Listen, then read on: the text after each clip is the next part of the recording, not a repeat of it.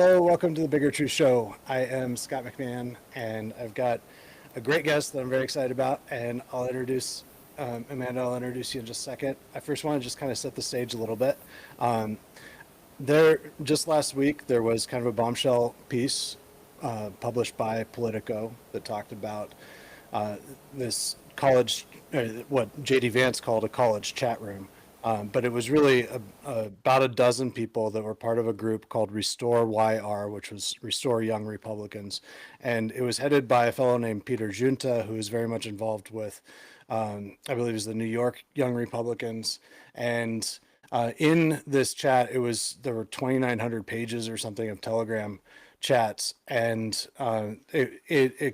what it showed was extraordinary racist, like genuine racist content. I love Hitler, using the N word, talking jokes about gas chambers, really abhorrent material that, or thoughts that were being shared with each other, and they were doing it as if they're joking, but it seemed to be. And it's real. I mean, there are a lot of people on the right that said, "Oh, well, it's Politico, so it's fake." That's not sound thinking.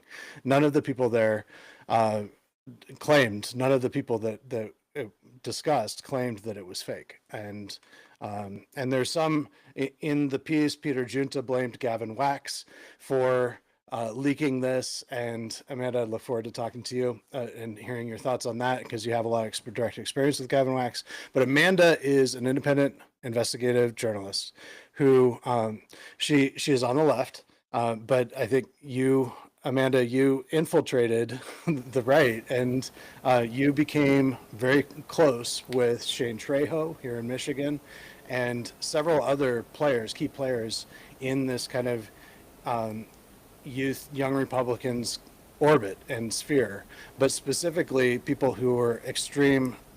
I wouldn't say far right, but because I think that they're ideologically more oriented towards destroying the right, but they are very much aligned with Hitler, and even talk about how they like Hitler and love Hitler, and that these are actual Nazis. And on the right, something that's happened is that we have been desensitized to the racist label, and we've been called, all of us have been called Nazis and racists, even if we're not, by the mainstream media and by people on the left. And so we just tune it all out. And I think that that's a really big mistake. And what that's done is it's created kind of a vacuum that's been filled by people who actually are Nazis and racists.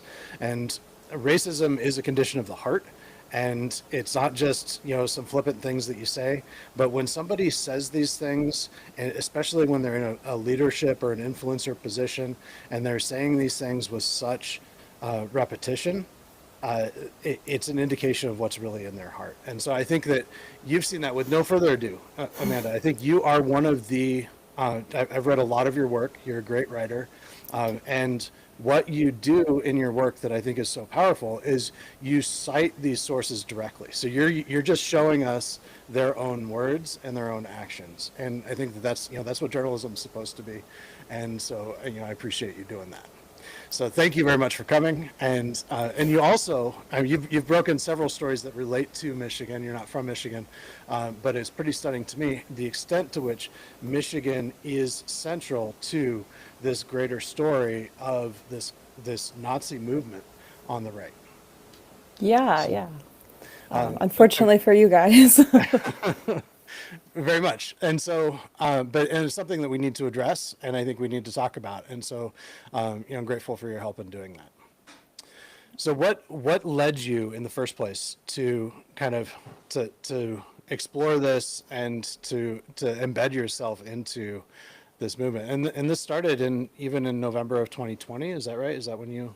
Yeah, yeah. So my background is actually I was a left libertarian for many, many years, pretty much until Trump, when I noticed a lot of the Libertarian Party kind of going towards Donald Trump. And so my background is actually very similar to Shane Trejo's in that way, and that, he was part of the party that moved towards Trump. Mm-hmm. And so I I worked in live events. Obviously, my entire industry was globally shut down, so I didn't have a lot going on. And I still have this interest in kind of what is going on the right. And so I went to the first Stop the Steal rally after the 2020 election in Washington, D.C., which kind of just began to spiral. And obviously, I was at January 6th. And after that, I went down to CPAC, and that's where I met Shane. And from your stories, Shane was one of the first people that you met at CPAC. Is that right? Yeah, yeah. I mean, of any like note, my goal was not to go to CPAC and just like record like random grandmas, saying Right. stuff. I'd be like, "This is the Republican Party," but he was the first person who had any involvement with any organization or kind of any positioning of any power at all that I met. Right. And this, I want to share this, some of your stories here. And you, there we go. So this one right here on The Nation kind of tells your whole story about how you embedded yourself and confirm what you just said, that Shane was one of the first people that you met. And uh, and you're also talking about Gavin Wax, and this is Gavin Wax right here. So what is talking about? Let's kind of start with this whole the Politico piece and that kind of orbit, and how was Gavin Wax involved in that? Well, within the Politico piece, I mean, obviously the accusations are that Gavin Wax is who leaked the chat to Politico.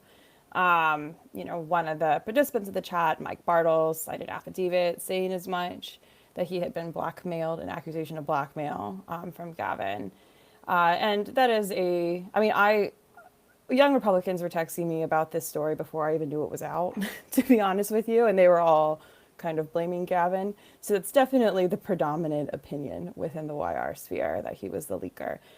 Gavin was the president of the New York Young Republican Club, which is a little confusing because it's the New York City Young Republican Club.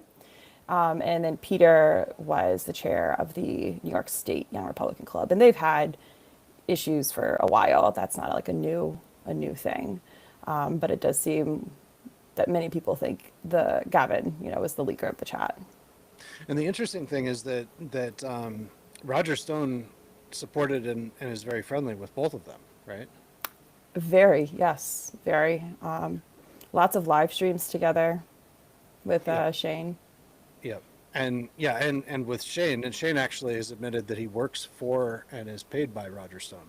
So, and I've reported on that.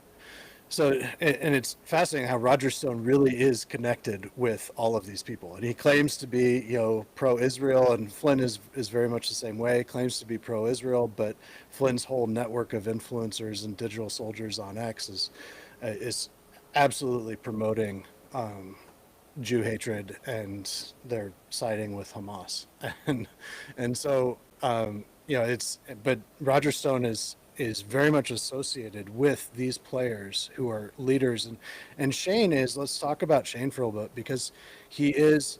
I you were actually known, from what I was told, you were known as Shane's girl for a while. And I mean, you had kind of embedded yourself that deeply, and you got to know him, and you got a lot of internal chats yourself that were very similar to what, strikingly similar 2 years ago, even, Yeah. to what was just released that Shane was involved in. Is that right? Yeah, so after I was done being undercover, people who knew Sheen and Gavin in particular would reach out to me. And somebody sent me a log of chats, and these are like verified, right? They're from Facebook, and Facebook lets you actually download a file. I mean, unless Meta isn't on the scam, right? And it's from 2016 or 2015 to 2017. And Gavin Wax and Shane Trejo are both in it, as well as James Alsop, who was one of the Right. figures that kind of came out of Unite the Right. He was, I guess that would be his big claim to fame. And it was very, very similar rhetoric. A lot of, Zyklon B jokes, Hitler jokes, and within the chat logs that I have, there are times that Gavin would say, you know, this is too much, take this to edgy chat, you know, indicating there was a chat that was, you know, some of the squares were not in.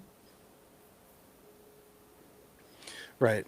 And so and a lot of that, so just going back in time a little bit. So when did Shane start with Gavin Wax and that Liberty Conservatives website? Because that blog was a key part of this. Yeah, so around 2015 is when that really started to, it started, but it really came together, I think, like later in 2016.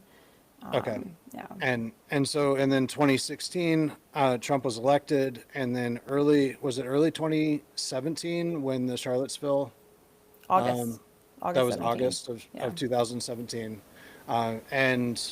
But even starting right after Trump's election, Shane was very much, he was endorsing Richard Spencer. I could share a clip of this because I think that we need to see their rhetoric and what these people are actually saying. Give me just a second.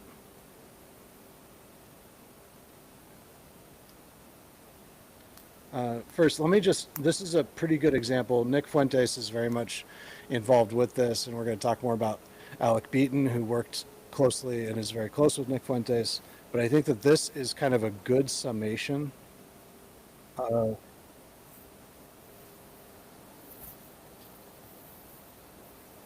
Wait, I'm not sure. Technical difficulties here.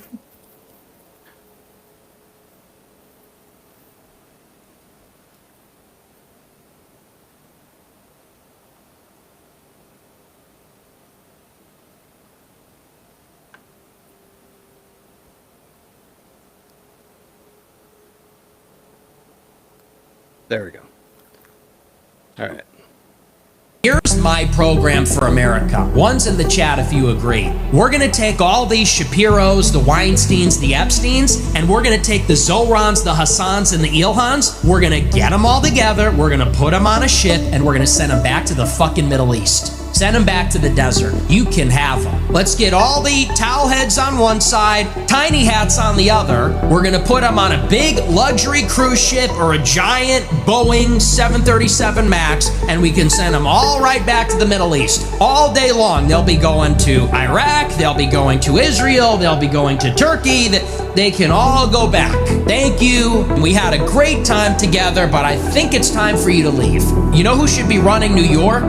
The Irish, the Italians, the English, the Germans, the Dutch, not Jews, not Muslims, not Chinese people, not Hispanics. It should be whites. I want New York to be white. I want LA to be white. Miami can be Hispanic. We'll give you Miami. It's like a Caribbean nation at that point. And the blacks can have Atlanta. But we want LA, we want New York, we want Chicago. The communists can have Portland. Just build a fucking fence around it. The communists can have Portland. It's lost. We want Seattle back also.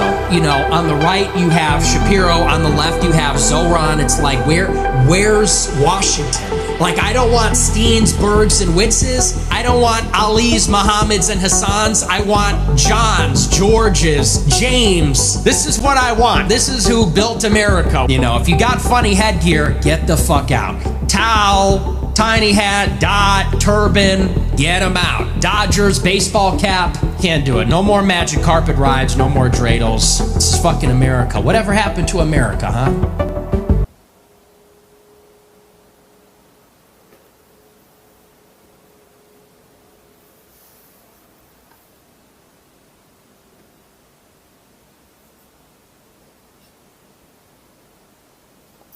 I can't hear you. Thank you. All right, so this is horrifying. I mean, this is not America. He is not this. There's nothing constitutional. There's nothing patriotic. There's nothing American about Nick Fuentes other than he's exercising his First Amendment rights, and which is fine to say stupid stuff. But we need to call him out and say this is stupid stuff that you're saying, and it is.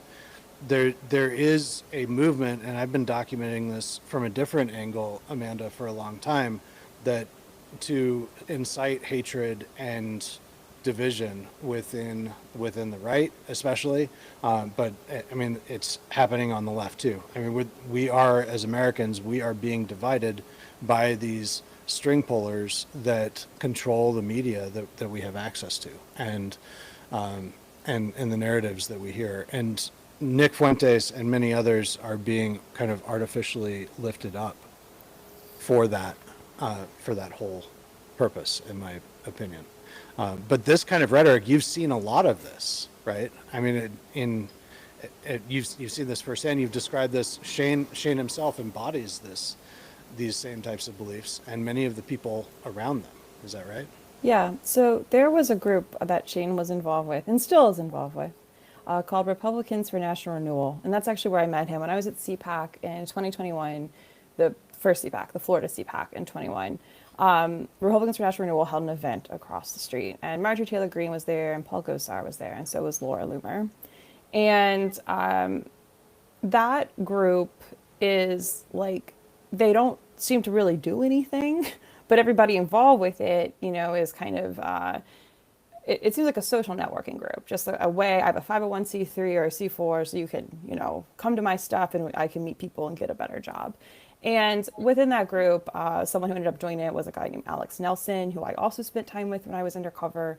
And, you know, he directly talked about kicking all the Jamaicans and the Haitians out of New York City, that it should be for us, for white people. And so that was, you know, a very common, within that sphere, a very common sentiment is that these cities are for white people. These cities are not meant for immigrants or anybody of a different religion than Christianity. Yep. So, and I want to get more to that in a minute, but so going back to 2016, in November 2016, Richard Spencer, who Dinesh D'Souza, I think, did a really good job of showing how he was not part of us, and he was, I think, really because of Dinesh and his work in a film that he did called Death of a Nation. We really ostracized him, and he lost his voice. And that's what we need to do with not just Nick Fuentes, but everybody, all of these small influencers, like Shane Trejo, like Alec Beaton, like Jackie Eubanks in Michigan. They need to be identified, and they need to be said, you know, clearly identified as, you are not part of us. You are not part of us, and we will not associate with you. That's the only way that we can stop this insurgency and this growth of true anti-Semitism, true hatred. I mean, it's vile. This is white nationalism. This is the belief that, you know, this is Hitler kind of stuff. It has a very real Hitler's Youth kind of feel. Yeah. And they use the language, you know, they have this lingo that everything's based, and we can give examples of that. But Dinesh D'Souza, this is from his movie right here. Let me.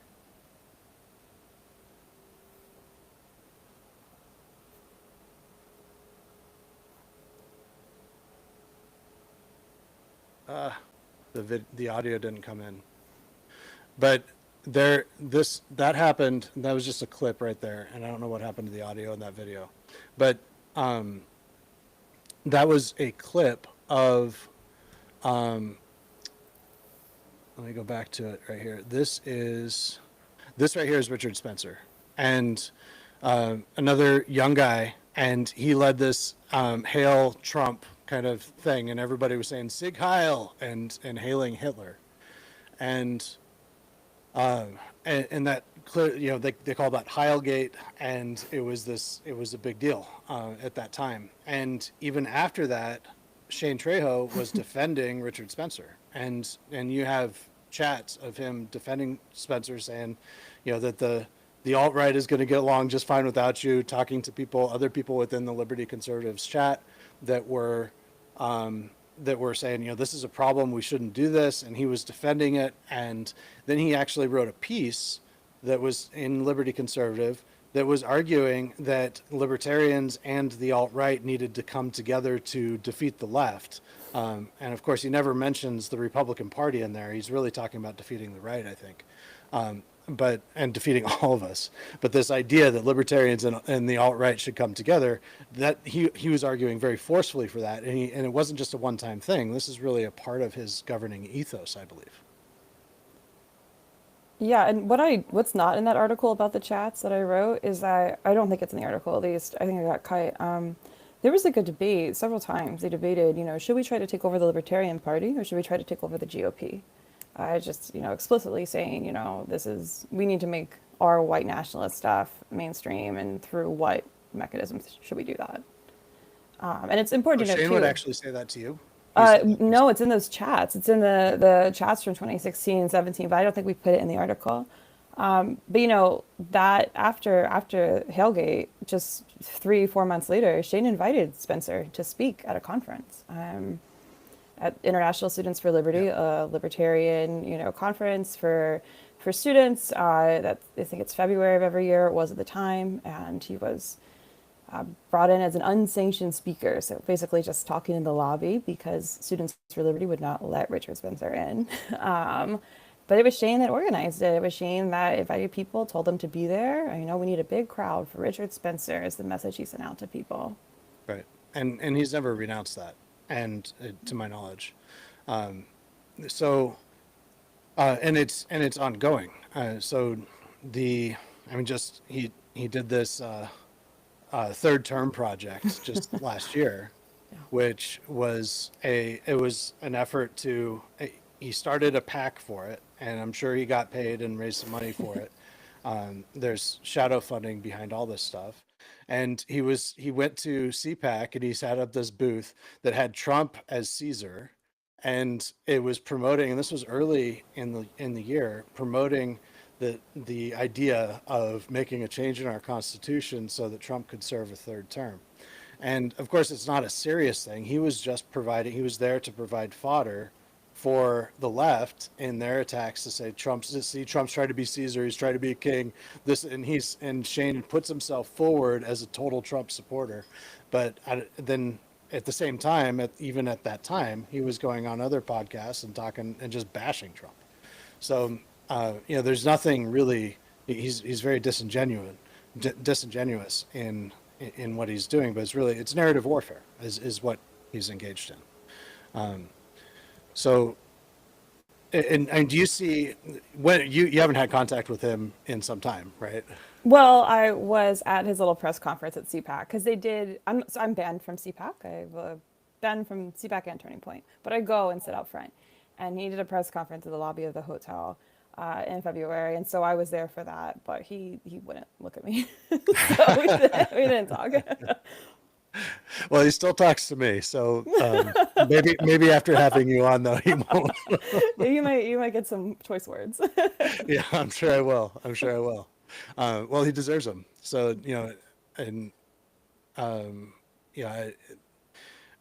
this is what we need to call out. So very much related is Alec Beaton, and there was a story, and let me find it here.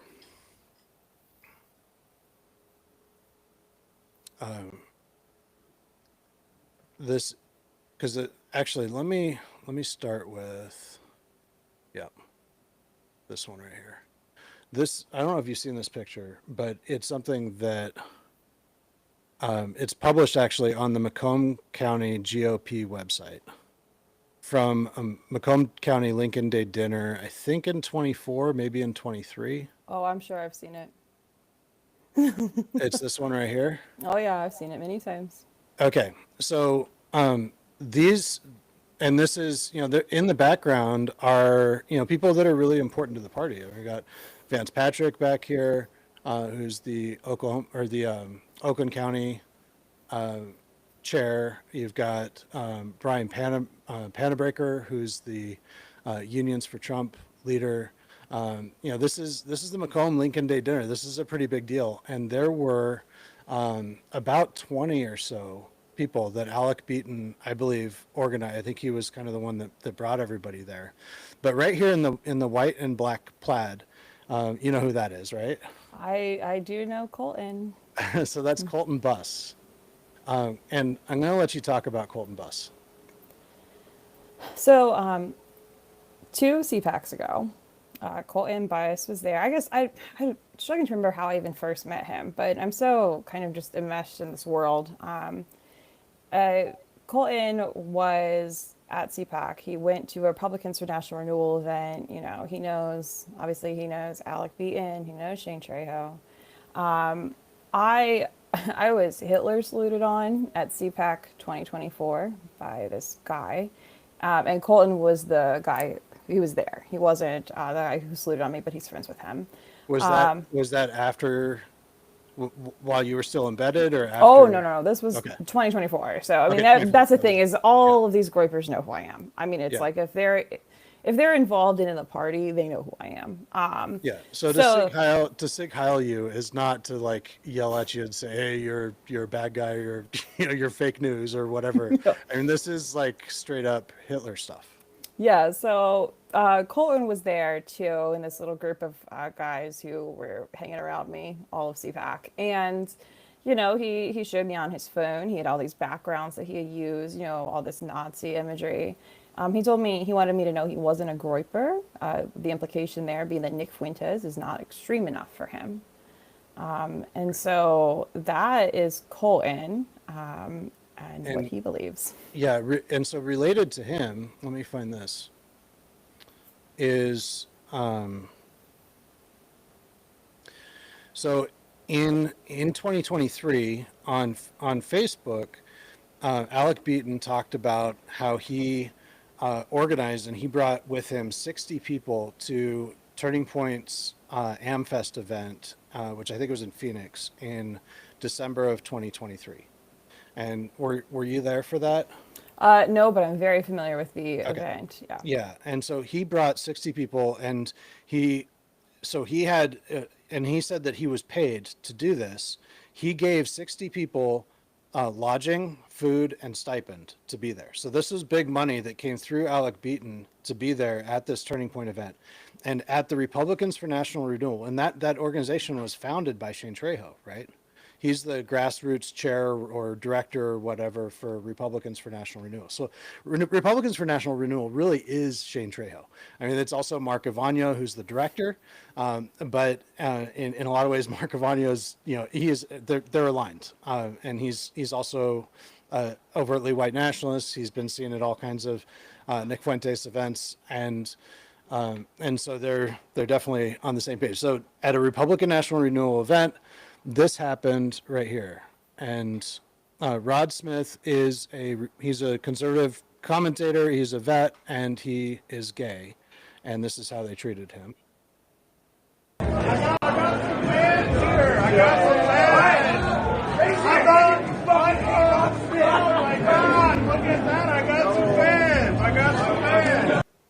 First, is this guy in the foreground? Is that Alec Beaton? Because I mean, that looks like his hair. I mean, he was definitely there because he's in other shots. I don't know if that is him, but he's there.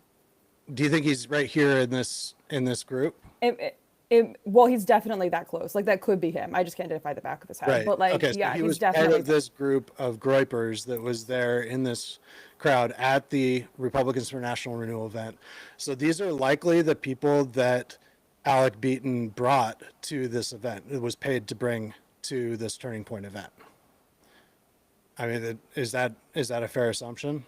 I think that there's a lot of crossover between the types of people that Yeah. he was recruiting to come in this. Yes. Sure, and there may have been others that were there that he didn't bring, and then, but certainly among this group were people that he brought with him Yes. to that event. So, and so again, this right in the middle here, the subject of this is Rod Smith, and this is again how they are treating him. Wait a minute. Gay sex. Gay sex. Gay sex. Gay sex. Gay sex. Yes, Nick Fuentes loves gay sex. That's No, he doesn't. faggot. Faggot, faggot, faggot, faggot. Right here is Colton Buss, right? The Yeah, it's blonde Colton. right there. Yep. That's dressed just like a brown shirt, like Hitler's youth. I'd say And- school shooter outfits because I think they look like school shooters too. I think that's apt. And they're certainly trying to groom people into violence. And then is that is that Ryan Sanchez next to him as well? Yeah, and that's who Hitler saluted on me. So I wasn't sure if you're familiar with him, but yeah, that's Yes. Ryan Sanchez. Yeah, so I've been over the last week. I've been kind of like taking a crash course in your research and kind of learning about this whole network, because it's this is really vile, and I think this is something that it's directly associated to everything else that I've researched, and what I've seen is that there's all these various cults that the intelligence community, in my opinion, is deliberately creating, using tactics that were described in Flynn's 2012 white paper, National Security Solutions, I think is what it was called, or Challenges. And that when he was the DIA director under Obama, that was talking about how to foment violence within a segment of the population. And so they use military intelligence tactics to put people under mind control. And I think that's Nick Fuentes is an example of that. This is it's a mind controlled cult that is steered into absolute murderous hatred towards Jews, blacks, gays, anybody who is not white, and they say Protestant. And Alec Beaton's always wearing a silver cross around his neck. And he is about as vile as they come. So let's just watch the rest of this. There's a few more seconds. Faggot! Faggot! America first! America first! America first! America first! America first! America first! America first! Okay, yeah, and then, and there's a lot of people smiling there, like, "Oh, this is funny." There's nothing funny about that, and this is really there should be no place in the Republican Party for that kind of behavior and rhetoric, and yet there is. And this was also, in my view, this is a direct effort to infiltrate Turning Point. I mean, somebody paid Alec Beaton to bring that type of people to Turning Point, and I think it had something to do with Republicans for National Renewal, and it's probably the same funding sources there for Shane Trejo and Republicans for National Renewal, and so there's so much more that we can cover related to this, but I think the story with Alec Beaton, it's very deep, and I've seen where he was on the radio actually talking about kind of bragging about driving his ex-girlfriend to suicide, at least allegedly, and he had. It is in line with other statements that he's made, like women like rape, and this is language, this is behavior, these are actions that should have nothing whatsoever to do with the Republican Party. We need to eliminate this, and this isn't just Michigan, by the way. I've reported on this in Idaho. There are characters there in Idaho. Colton Buss is he from Washington? Yeah, he's in Washington. Yeah. And so Alec Beaton brought these players from outside of Michigan to the Macomb County GOP for that picture that the Macomb County GOP has up on their website. Really, for the sake of this is the way the Chinese Communist Party does the same type of influence operations. This is where they're really interested in these pictures, and it's the same kind of thing. And so I don't think that there's really nothing good that can come of what they are doing. It's very unfortunate because Barry Weiss with the Free Press, she used Jackie Eubanks and Alec Beaton as two examples of stand-up young Republican types, and had them on a round table with some young Democrats, and it was just like I mean, they're not they're not the ideal young Republicans. They were portrayed as people who, these guys aren't extreme, but it's just because they were moderating. That roundtable happened 6 months after I wrote a story like placing Alec Beaton as a graper, which Right. we could have Googled it. Right. And yeah, you're right. That is absolutely, and I think I don't know Barry Weiss. I think she's probably she may be who she says she is. I don't know. I don't really believe. I don't trust anybody anymore. But, um, but we're all fallible and we all make mistakes. But that was the kind of mistake that really hurt us. I think, it hurt us being the Republican Party. And a lot of people within the Republican Party think that they're good. And even this last year, Jackie Eubanks was hired by Trump Victory as a kind of a leader operative in the Macomb County area. And Jackie Eubanks is very, very close with Alec Beaton. There are chats where she's voicing agreement with him that have been published, where she's voicing agreement with him on Jew hatred. And this isn't just like Israel's bad. This is like actually hating Jews and talking about how we need to get rid of them. And this is really, really bad stuff. And history tells us really clearly what happens from this.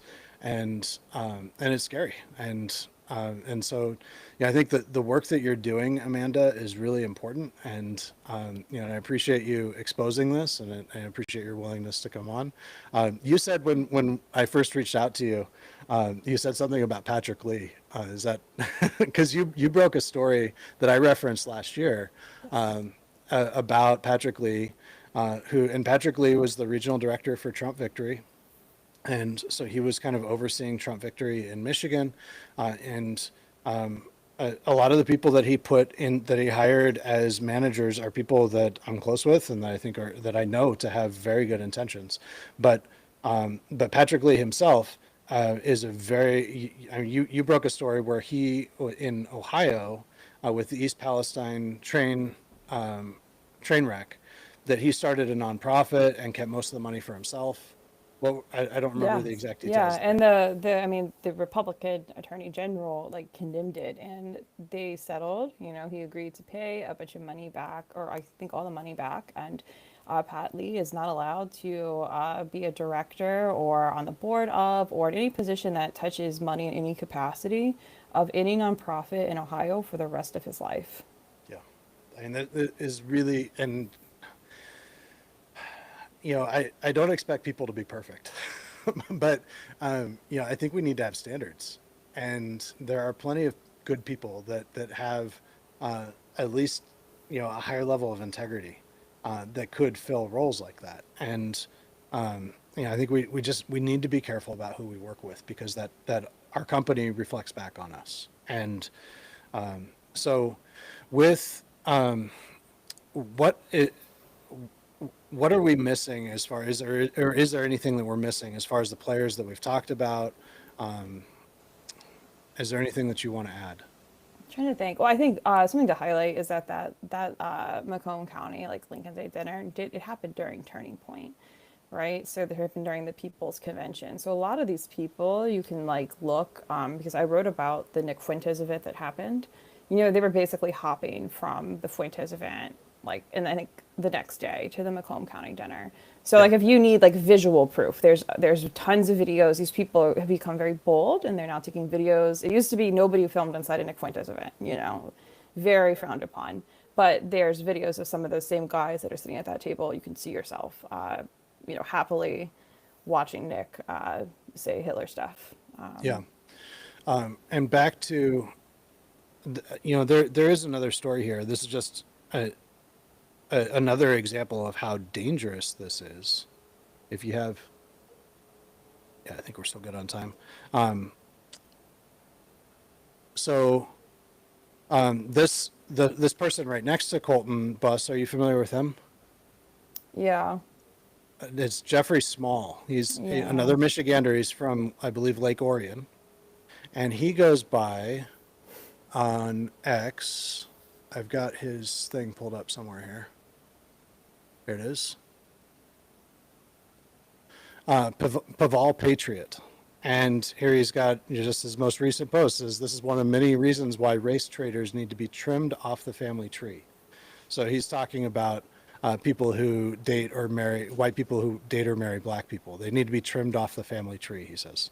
And here he is promoting Nick Fuentes and Tucker Carlson. This is just, there's, it's all like black hatred, Jew hatred. This is what he's promoting. And what I just saw is he's followed by Jim Runstead. The guy only has 635 followers. He's just got a small count. And Jim Runstead, the Michigan GOP chairman, state chairman, is following him. One of only two people who I follow, and I follow a lot of people that follow him. This is really sick stuff. And this isn't the worst of what he's posted. He's posted some nasty, hateful, like calling to kill people kind of stuff. So that's another example. And he does a lot of TikToks too with his own face where he says this stuff. I mean, he's not just tweeting, and videos other people did. He's directly looking into the camera and saying that exact kind of thing on a lot of his TikToks. Yeah, we need to stop tolerating this.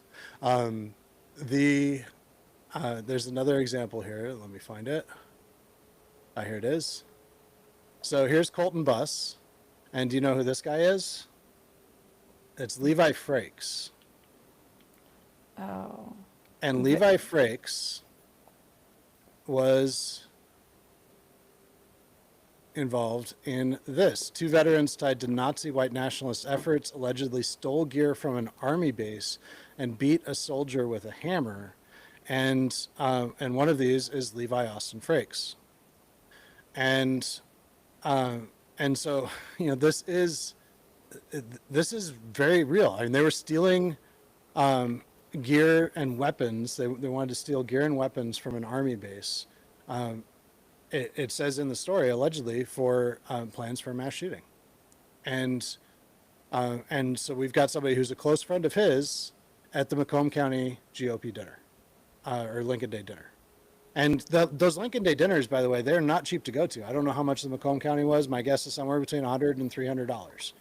And he's got 20 people there. Somebody paid for those people to be there. And this is something that I think that picture needs to be removed. And I think that Macomb County GOP should put out a statement saying we condemn these people. We did not know that this is what we were allowing to walk in our door. But there are people who know what's going on there, who have endorsed Alec Beaton. Alec Beaton ran for youth vice chair, state Michigan Republican Party youth vice chair in this last cycle. And he was endorsed by Patrick Kolbeck. He was endorsed by, he had a ton of endorsements. And I don't know, do you know of a relationship there between Roger Stone and Alec Beaton? I don't, not between the two of them. And it's possible, I'm just speculating, but it's possible that he might have something to do with the financial support that's coming in there, but that's something it's all hidden. and I think that Alec Beaton should be, I think that there should be, I don't know if it's legal action, something, we need to remove them from the party. They are not Republicans. And as a Christian, I can say that he is not a Christian. His fruit is hatred and division, and it's the fruit of the flesh. And yet he wears a cross as a virtue signal. And this is not okay. This is not what Christianity is about, and it's not what the Republican Party is about. And so I think this is important stuff, but and it's dangerous, and I think it's going in a really, really, really bad direction. And so apparently Tucker Carlson's going to have Nick Fuentes on his show. Tucker Carlson just had Andrew Huff on his show, and I've got quite a history with Andrew Huff personally, and he is definitely not a truth teller, not a person of integrity, but of course he's right up Tucker's alley. So if Tucker does have Nick Fuentes on his show, that should be the nails in the coffin for any honest and well-intentioned Republican who is not a racist. That Tucker Carlson too needs to be completely condemned, and he's promoting anti-Semitism. He's knocking on the door there, along with Candace Owens, and these are intelligence operatives.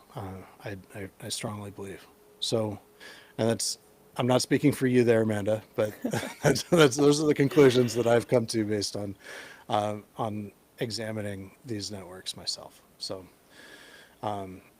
you know what? There's another thing that I'd like to ask you about since we have a few more minutes, and that is because it's along these same lines. So, the what is her name? Randy Nord. Are you familiar with Randy Nord? I don't think so. Okay, so Shane, as I was researching for this, Shane had Randy Nord on his show on the Liberty. He hosted her 6 times on the Liberty Conservative podcast, and as a geopolitical kind of foreign correspondent expert kind of person. And the thing about, let me pull up something about Randy Nord here. The thing about Randy Nord is that she is an avowed communist, and she didn't hide it. Everybody knew it. Shane knew it at the time. He didn't talk about that, as far as I know. But those podcasts are all deleted and scrubbed. Yeah. You they're can see hard to record find. of them on the archives, but I haven't been able to pull any of them up.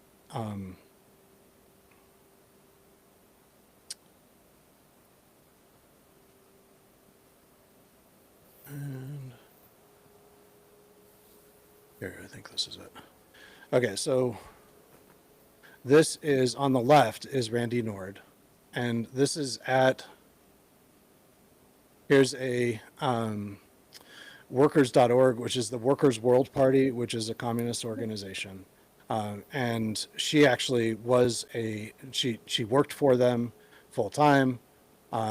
And she also worked for Mint Press out of Minneapolis, which is an anti-United States, it's recognized as an anti-United States Soviet and communist propaganda publication. And she was very anti-American, very pro-communism, and overtly advocated for the destruction of the United States. And so that he would have her and associate with her, how would he even, excuse me, how would he even know her? And how would they come into this thing? And why would she be seen as an expert in foreign policy? There's huge questions there. That's very interesting. And this, because she was actually labeled a Russian propagandist, and she then went this has all happened in her 20s, about a year and a half after her last episode with Shane in late 2020. So this was in 22. She got back from an extended trip to Serbia, Russia, and Iran. I'm sure just being a tourist, right? and she gets back, and she goes and she tries to bomb a Scientology church in Detroit. And she got arrested for that. She had an ankle monitor on, awaiting trial. She took the ankle monitor off, and she went to a synagogue in Royal Oak, and she spray painted swastikas all over it. And so she was trying to act as a far right insurgent, trying to create. She was hoping to create copycat events or something. This was in 2022, and so she got arrested for that, and she is still in prison, still in the legal process for that. And so, this is another thing. Nobody, to my knowledge, has actually talked to Shane about this. I do hope to talk to him. Shane, if you'd like to come on, maybe we could have Shane and Amanda and I. We could get together and have a conversation. I think that'd be delightful. Would you be game for that, Amanda? That would be very funny. So, open invitation there, Shane. But I think it's got to be the 3 of us, just because I'd really like to see you and Amanda back together again. So, and I think that's probably a good place to wrap it up. What and so you were. I would like to and this is part of my own curiosity. So you were, because I've been looking into and reading about libertarians, and so you were a left libertarian, and another word, as I understand it, for libertarians is anarcho-capitalists, right? So Well, I was the opposite end of that. So So you're that's the like a opposite right of that? libertarian. Yeah. So like, like left libertarianism, like it's kind of disparagingly sometimes called, or it was called, like bleeding heart libertarianism, because they're just trying to say you're a liberal. But it's like, I think we should fund roads and schools and stuff like that. But like, you know, maybe less tanks for police would be nice, you know, things like that. So it's like recognize, it's more like recognizing that there's like places where the government should be funding things, and then there's a bunch of stuff the government funds that it just should not be involved in. So the opposite of them, which would be more like Shane, because he actually, I have photos of him carrying around the anarcho-capitalist flag, I think, him and his friends. Right. Yeah. Which is, I think, true libertarianism is anarcho-capitalism, which is the belief it's that there should be no state at all, and that we should just be a pure free market capitalist society, and everything should be in the private realm, and there really should be no state and no laws, and I think in my view it's really based on a fundamentally flawed assumption about the human uh, the human condition and who we are as human beings, and sin in particular, that we're born sinners, and so we need laws to keep us in check. Otherwise we'll just go around killing and raping and stealing from each other, and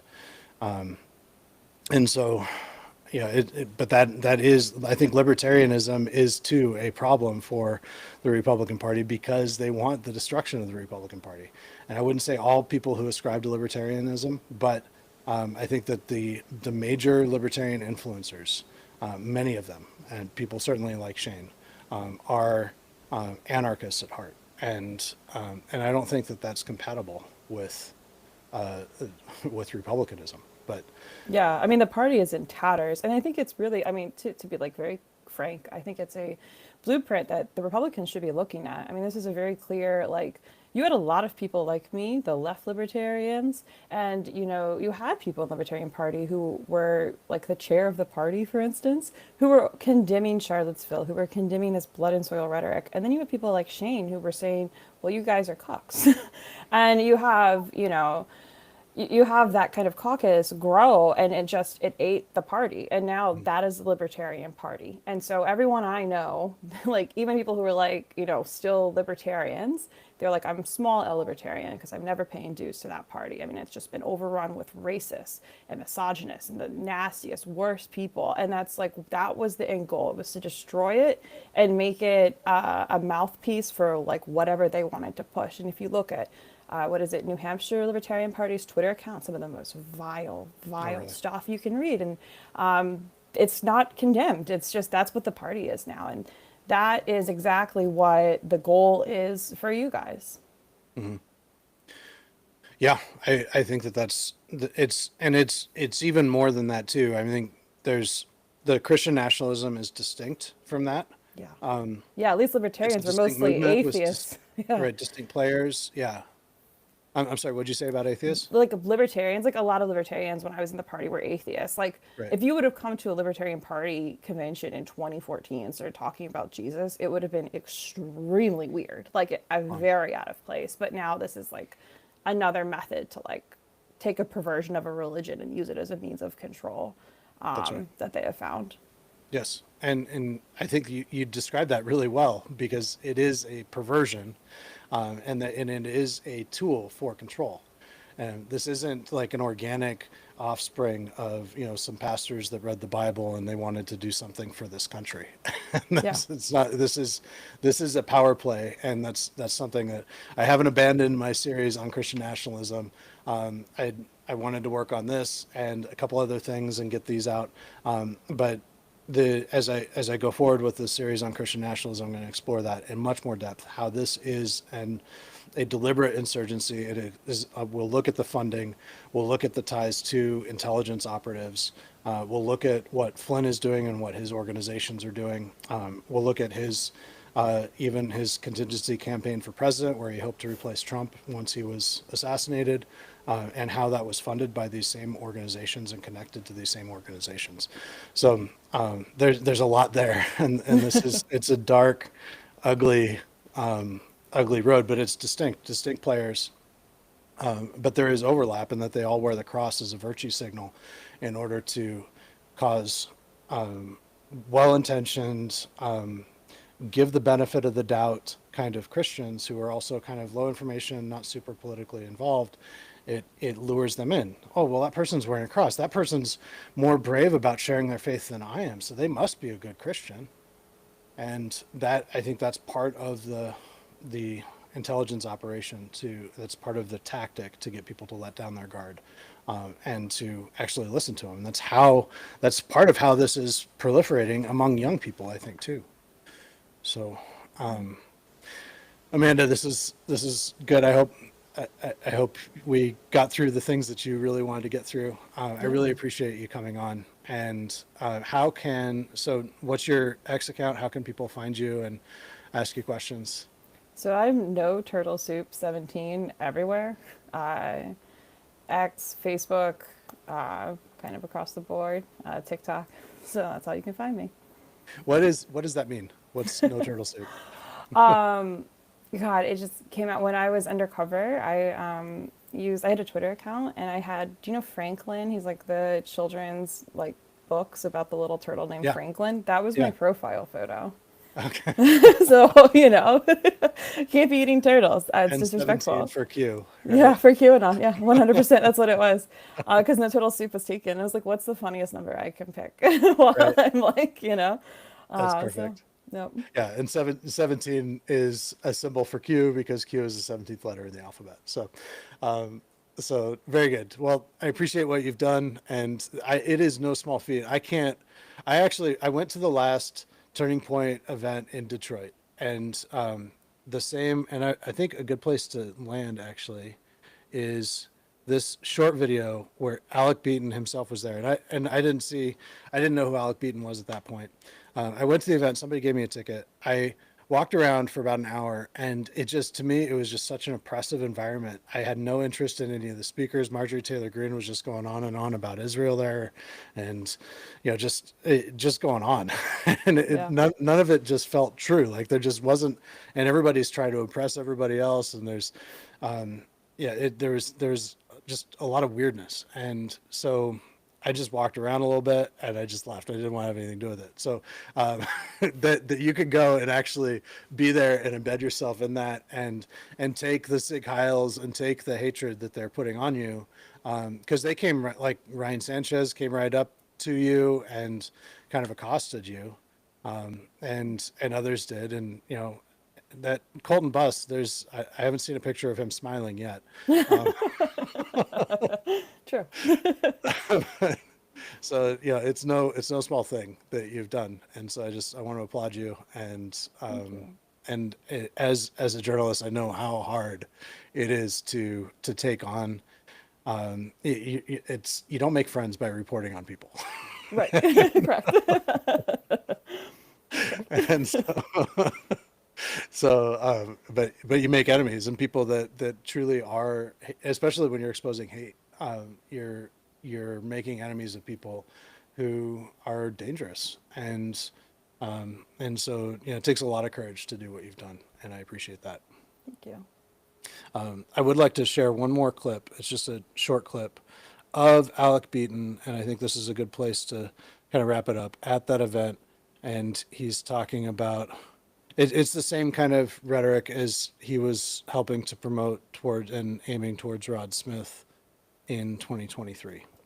Team Candace or Team Shapiro, and why? Team Candace, because most of the youth, honestly, don't really like Israel, and this whole conservative take on Israel and how it's like apparently based, it's just like us, it's kind of cringe, and honestly, we need a more neutral influencer who doesn't really take sides on the issue of Israel. We need to stop giving them all this money. I heard it's the most gay country on earth. Yes. Isn't that a good thing? Isn't that worth celebrating? Oh yeah, that's so base, dude. I love gay sex. Can you get a gay sex shit? Gay sex, gay sex, gay sex, gay sex. So, gay sex built the Roman Empire. So base, man, am I right? Tel Aviv is the gayest city on planet Earth. So I guess that makes Israel base. We should be just like Israel, have more gay sex. Yeah. So, and they one thing I think that's important to keep in mind is that he's wearing America First hat. Nick Fuentes' PAC is called the America First PAC. I documented how he sent people in 2022 to Joe Kent's campaign in Washington, and they infiltrated that campaign, sharing the same kind of just pro-Hitler and white supremacist rhetoric in front of the media, and trying to represent themselves as part of Joe Kent's team. And that there were many, many thousands of people in Washington that believed that that was actually Joe Kent. And that was a takedown operation. It was like a catch and kill kind of operation by them. And that's on a bigger sense that's what they're trying to do to us. That's why they call themselves America First. And it's really not that much different. I think I was thinking about this morning. It's not that much different than like the organic label. I say Monsanto were like truly evil and they really wanted to poison people, or some other company, whatever, and they called themselves organic, and they produced stuff that they said was organic, and they put poison in it. And it's the same kind of thing. It's like, they are deliberately trying to poison the well by co-opting that America First thing, and to try to project that onto Trump and say this is what Trump is. And we could debate whether or not Trump gives them more oxygen than he should. I think he does, but and there's some enabling that goes on. But I think that in general, we really need to take a hard look at ourselves and who we are associating with. And is this the party? We need to think about what kind of party we really want to become. As somebody that's independent, or even on the left, what further advice, like what parting advice would you give to Republicans who are listening to this? I mean, you just really have to call it out. Like, it sucks because I know, and like, I'm very deliberate with my writing. I try, like, I'm not going to call someone a Nazi or a neo-Nazi if they're not doing neo-Nazi stuff. I try, if someone's making a joke, they're making a joke. Like, people make, out-of-pocket jokes all the time. I've done it, you've done it, we've all done it. And, public figures, you have to be more careful what you say in group chats because anything can be taken out of context. And I know that within left-wing media, there has been, I see stuff that I would just never publish. I see stuff, and I've been given tips, and I'm like, this is obviously a joke. I'm not dealing with this. This is crazy. Like, I think it discredits my own writing. But, even with the desensitization to it, like, you have to go through it and look, because these people are real, and they are really getting into power. I mean, even with Joe Kent, what you're talking about there, you're probably, I assume one of the people you're referring to is Grayson Arnold. Grayson Arnold has been multiple times on Shane Trejo's podcast and vice versa. They're good friends in real life. I mean, it's just like, it's a growing network of people across the country. And you just have to, it's a lot of work, but you gotta listen to the accusations and look into it and take it seriously, and ostracize them. Well, and you've written more about Shane Trejo than anybody else, truly. And I'm a distant second, probably. But or if I'm second, I don't know. But this is, and I think there's good reason for that. And I don't think it's just happenstance that he was the first person that you happened to meet at CPAC, as you were looking for someone who. What it was that appealed to you is he made some comment about burning it down or taking it over or something. We're seizing power, something like that. It was the comment that he made, and that's what you're like. Okay, that's what I'm looking for, and and that's you were spot on there. So thank you again. Thank you for your work and for your courage and for coming on. And we will. I'd like to explore offline. Some way, because I think that there's a lot of parallels, and so I'd like to continue to talk about how we might be able to help each other, or even possibly work together on something. So great. Well, thank you. We'll be in touch, and thank you all for joining, and until next time.